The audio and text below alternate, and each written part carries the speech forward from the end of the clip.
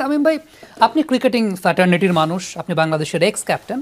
আমি যদি একদম স্ট্রেট অ্যাওয়ে আপনাকে একটা কোশ্চেন জিজ্ঞেস করি, সেটা হচ্ছে আমিনুল ইসলাম বুলবুল বর্তমানে বিসিবি প্রেসিডেন্ট, কেমন কাজ করছেন, আপনার অবজারভেশনটা জানতে চাই।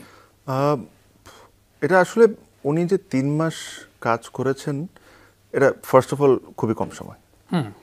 আর 3 মাসের সত্যি কথা ওরকম দেখার মতো আমি কোনো কিছু দেখিনি। আমি শুনছি উনি অনেক কাজ করছেন, বাট আমি এখন পর্যন্ত এরকম কোনো কাজ দেখি নাই যেটা নিয়ে আমি আপনাকে বলতে পারবো। দো অ্যাগেন আমার কাছে মনে হয়, টু বি ফেয়ার অন বুলবুল ভাই, জি, 3 months is a very very short time.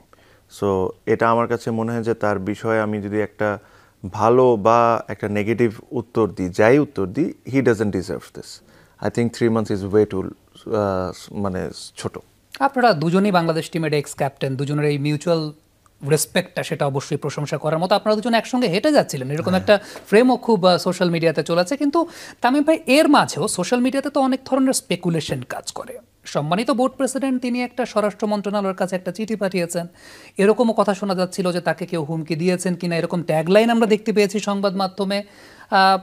উনি আবার বলেছেন না, হুমকি দেন নাই, বাট তিনি নিরাপত্তার শঙ্কা করছেন, সে কথাও তিনি বলেছেন। সোশ্যাল মিডিয়াতে আপনি যদি কখনো কমেন্ট দেখেন, তাহলে সেই জায়গাটায় একটা পক্ষ কিন্তু অলরেডি বলছে তামিম ইকবালের দোষ, এখানে তামিম ইকবালই হুমকিটা দিছে। তাইলে আমার কোয়েশ্চেনের জায়গা হচ্ছে যে এটা কতটুকু বিব্রতকর আসলে তামিম ভাই আপনার জন্য? না, এটা আসলে আমি অবশ্যই এটা খুব বেশি ফলো করি নাই, জি, বাট যদি এটা আসলে এটা হয়ে থাকে, এটা আসলে খুবই দুঃখজনক যদি এরকম কেউ মনে করে থাকে।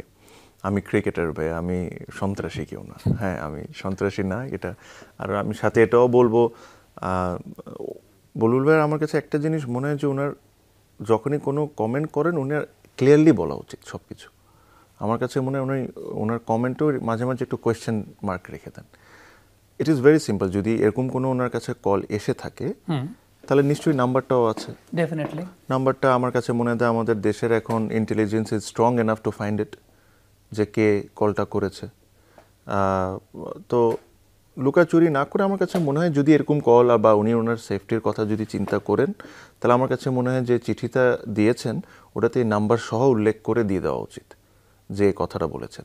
আর যদি এরকম কিছু না হয়ে থাকে, এটাও ক্লিয়ার করে দেওয়া উচিত যে এরকম কোনো কিছু হয়নি। সো ওই মাঝামাঝি জিনিসটাই রেখে তাহলে হয় কি, একটা কনফিউশন তৈরি হয়ে যায়। আর যদি এরকম যদি আসলে কোনো ঘটনা ঘটে আসে কিনা, আমি তো আর এটা বলতে পারবো না। আমি এটা আপনাদের মতোই আমিও দেখেছি, বাট আমার কাছে মনে হয় একটা ক্লিয়ার স্টান্সটা খুব ইম্পর্টেন্ট। যদি আসলেই হয়ে থাকে, তো আপনার জিডি করার অপশন আছে, আপনার নাম্বারগুলো ট্রেস করার অপশন আছে, এগুলো করা উচিত। আর যদি এটা না হয়ে থাকে, তাহলে আমার কাছে মনে হয় স্টান্স থেকে ফেরত এসে যাওয়া উচিত ওনার।